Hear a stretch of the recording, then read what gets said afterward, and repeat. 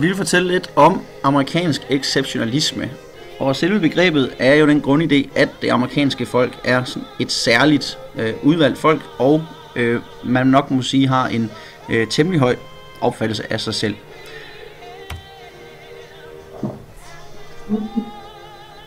Puritanerne, der ankom til Plymouth Rock, havde et ønske om at opbygge et samfund, der skulle stå som et lysende eksempel for resten af verden på et idealt samfund. Og heri der opstod opfattelsen om den her Shining City upon a hill, som skulle være et fyrtårn for resten af verden. Den her opfattelse bliver videreført også i det begreb, der bliver erkendt som Manifest Destiny.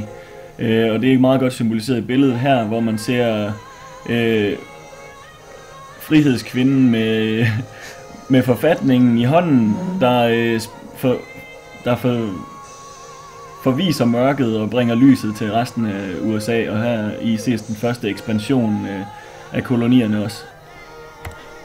Og her er endnu en god illustration af, hvad er den amerikanske selvopfattelse, hvor vi har verdenskortet ifølge amerikaneren, hvor det meget tydeligt ses, at USA fylder temmelig meget, og Afrika er landet, hvor zoo animals come from. Hvis vi går videre til den her, så når vi billedgoogler amerikansk exceptionalisme, så får man også nogle noget mere udfordrende udlægninger af det her begreb. Og flaget her giver vel en meget god bagside af medaljen af det her amerikanske exceptionalisme. Denne her amerikanske exceptionalisme og selvforståelse, den præger også i høj grad amerikansk udenrigspolitik.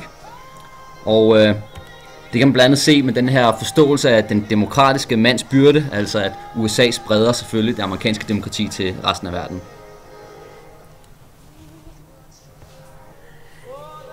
Den her imperialisme, den såkaldte demokratiske mands byrde, kan jo også ses i en slags kulturel imperialisme. Og der kan man sige, her har vi jo en hel masse begreber i spil på én gang. Altså, vi har Homer Simpsons mave her, og noget, der ligner Onkel Sam, der omfavner hele jordkloden og ligesom signalerer den her amerikanske overlegenhed med et eller andet nok halvironisk, sarkastisk twist, må man sige. Og her har vi i hvert fald en afsender i Matt Groening og Simpsons bagmændene.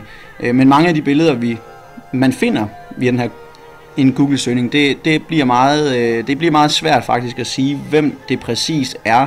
Og mange af dem stammer fra sådan nogle Huffington Post-agtige, helt normalt-agtige sider. Ja, det her billede, det har vi taget med, fordi der er en klar afsender. Vi ved, hvem afsenderen er. Det viser noget omkring amerikansk selvforståelse og mangel på samme, kan man sige. Det er malet af Grant Wood i 1930'erne, der sendte det her billede ind til en konkurrence. Og der lød rent faktisk en ramaskrig fra befolkningen i Iowa, fordi at man synes, at man blev portrætteret som bitre, blege kristne.